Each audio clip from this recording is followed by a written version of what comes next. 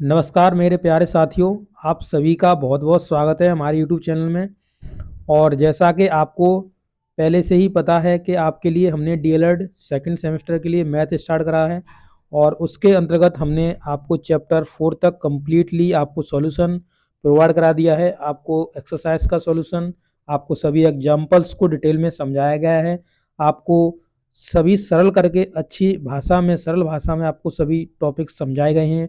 तो आपने अगर पहले के ये 4 चैप्टर नहीं देखे हैं, उनकी वीडियोस नहीं देखी हैं, तो आप जा कर के प्लेलिस्ट में चले जाइए, वहाँ से देख लीजिए। जैसा कि आपको पता है आपका जो एग्ज़ाम है वो आपका दिसंबर में होने वाला है, तो आप अच्छे से अपनी तैयारी कर लीजिए। यहाँ पर एक ऐसा सेक्शन है ये जिसमें आप 25 में से 25 नंबर ला सकते हैं। अगर आप अच्छे से पढ़ लेते हैं तो आप 25 में से 25 नंबर ला सकते हैं।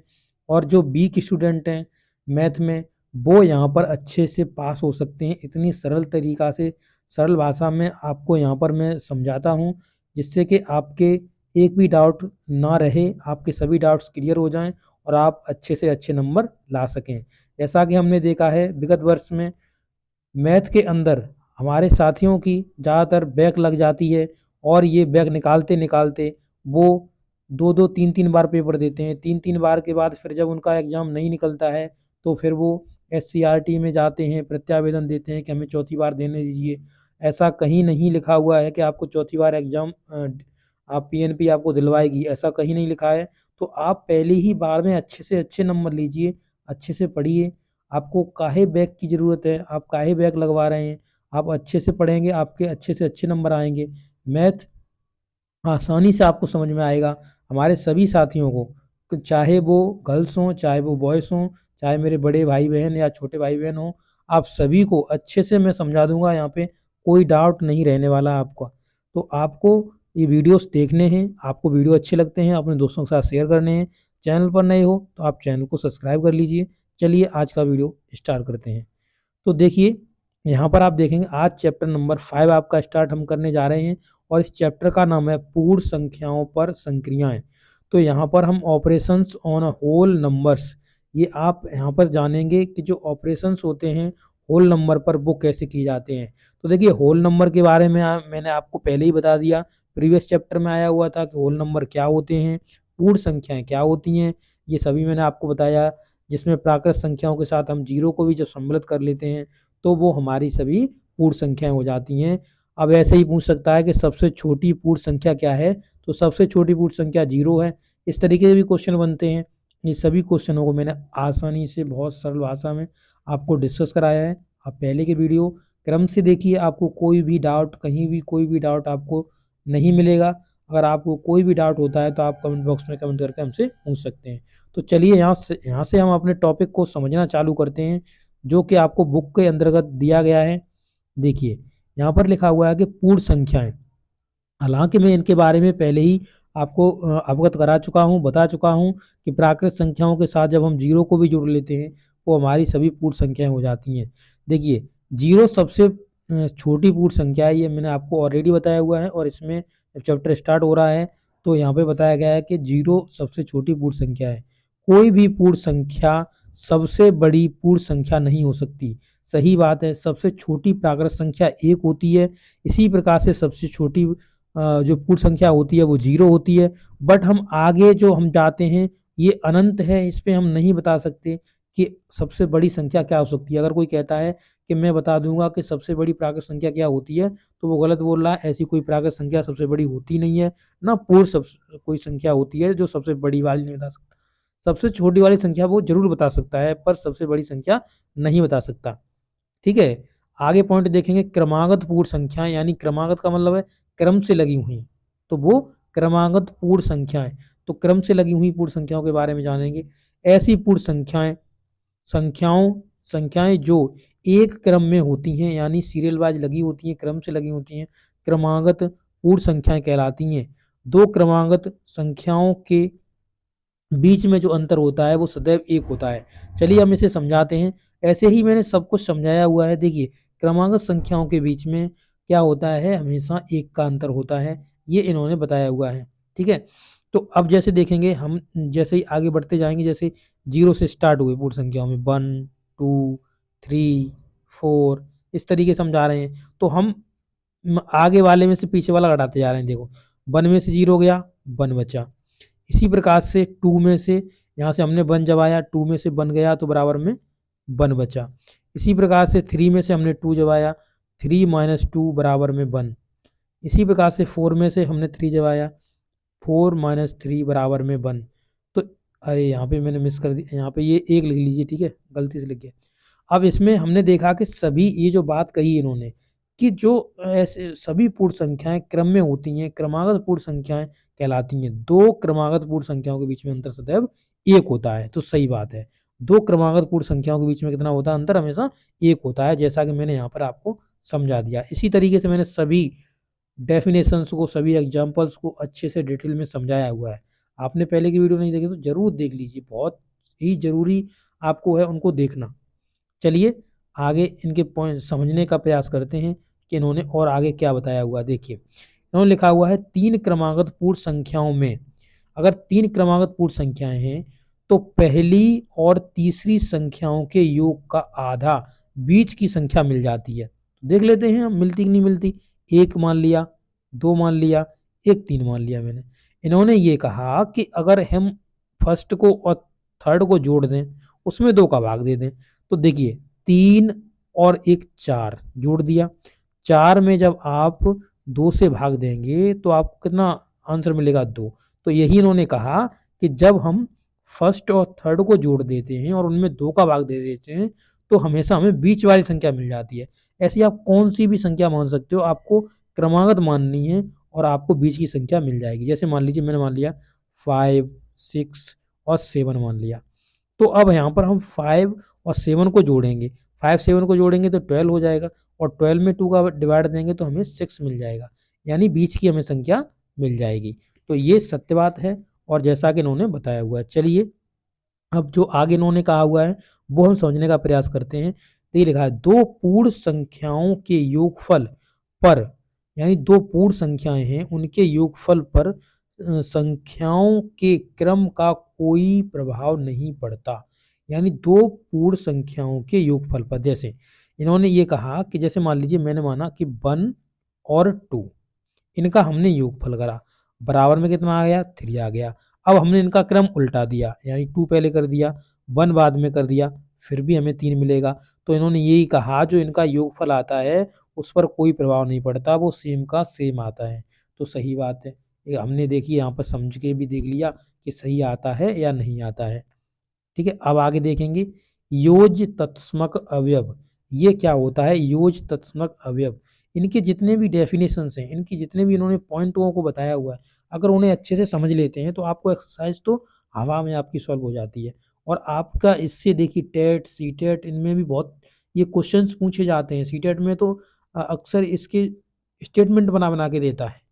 तो आप यहाँ पे सभी एग्जाम्स की आपकी साथ साथ ही तैयारी होती चल रही है।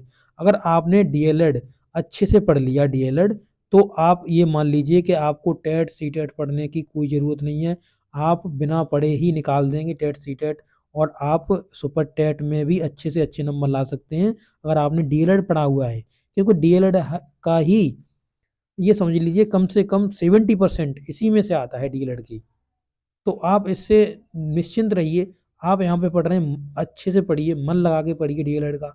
ये सभी जितनी भी किताबें हैं आपकी आपकी देखेंगे तो फर्स्ट सेमेस्टर में आपकी 8 बुक्स हैं, सेकंड सेमेस्टर में 7 हैं, और इस तरीके से आप देखेंगे तो आपकी 30 बुक्स हो जाती हैं। अगर आपने इनको पढ़ लिया फिर आपको कुछ पढ़ने की ज़रूरत नहीं है। आपको केवल आप इन्हें अच्छे से पढ़ लीजिए, आपका अच्छे से सुपर टेट निकलेगा, अच्छे से अच्छे नंबर आएंगे आपको। कहीं भी आपको कोचिंग में इधर-उधर भटकने की ज़रूरत नहीं है अगर आपने ये चीज़ सब पढ़ ली है तो। ठीक है ना? चलिए, अब यहाँ पे हम योज तस्मक को समझ रहे थे, तो देखिए देखते हैं क्या है। देखिए लिखा हुआ है किसी पूर्ण संख्या में यदि शून्य जोड़ा जाता है, यानी किसी पूर्ण संख्या में अगर शून्य जोड़ा जाता है, जैसे मान लो 1 है, 1 में हमने शून्य जोड़ दिया तो बराबर में 1 मिलेगा, 2 में हमने शून्य जोड़ दिया तो बराबर में हमें 2 मिलेगा। यानी कहने का मतलब है अगर किसी भी हम पूर्ण संख्या में अगर शून्य को जोड़ देते हैं तो हमें वही संख्या मिल जाती है। ये चीज़ आपको मैंने प्रीवियस वीडियो में जब ये स्टेटमेंट आया था तब मैंने आपको समझाया हुआ था। यहाँ पर आगे क्या कह रहा है देख लेते हैं। तो योगफल वही होता है, वही संख्या होती है। सही बात है, वही संख्या आ रही है, देखो यहाँ भी 2 आ रही है, यहाँ भी 1 आ रहा है। अतः अतः हम क्या करते हैं, जीरो को पूर्ण संख्याओं में योग का तत्समक अवयव कहते हैं। यानी जो जीरो आ रहा है उसे हम योग का तत्समक अवयव कहते हैं।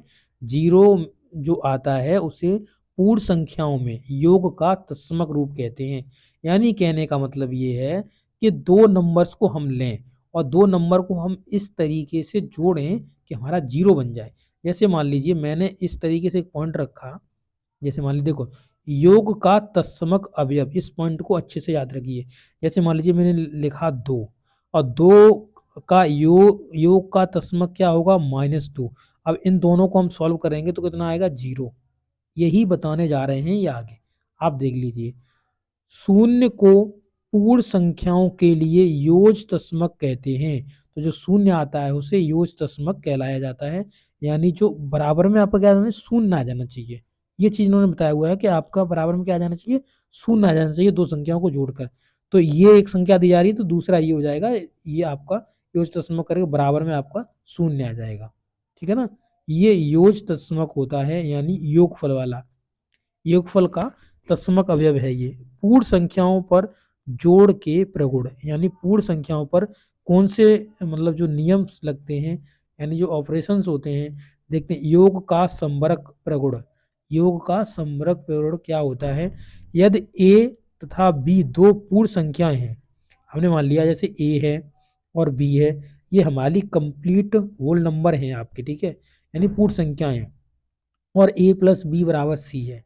तो ए प्लस बी बराबर क्या दिया उन्होंने, सी दिया। तो सी भी पूर्ण संख्या होती है। तो सी भी क्या है, पूर्ण संख्या होती है। यह योग का संबरक नियम प्रगुण कहलाता है। तो सी भी एक कैसी होगी, पूर्ण संख्या होगी। अगर मान लीजिए दो नंबर हमने लिए यहाँ पे, जैसे मान लीजिए हमने दो नंबर लिए, जैसे इन्होंने एग्जाम्पल्स में बताया हुआ है उसे ही देख लेते हैं। 5 + 7 ये एक पूर्ण संख्या है दोनों, और इन दोनों को जोड़ेंगे तो हमें जो 12 मिलेगा ना, ये भी एक पूर्ण संख्या है। यही होता है योग संक्रिया का संवरक प्रगुण। ये क्या है, योग संक्रिया का संवरक प्रगुण से बोलते हैं कि जब दो पूर्ण संख्याओं को हम जोड़ते हैं तो हमें एक पूर्ण संख्या प्राप्त होती है। ये चीज आप याद रखिए। नेक्स्ट देखेंगे, इसमें पॉइंट जो है वो लगा हुआ है, दो पूर्ण संख्याओं का योगफल सदैव पूर्ण संख्या होता है। यह पूर्ण संख्याओं के योग का संवरक प्रगुण है, वही बात कही है। तो जो जब दो संख्याओं को हम जोड़ेंगे पूर्ण को तो हमें एक पूर्ण संख्या मिलेगी। ये योग का संवरक ये क्या होता है, योग का संवरक प्रगुण नियम है ये। ठीक है, ये चीज आप याद रखिए। अब देखिए, योग का क्रम विनिमेय प्रगुण नियम।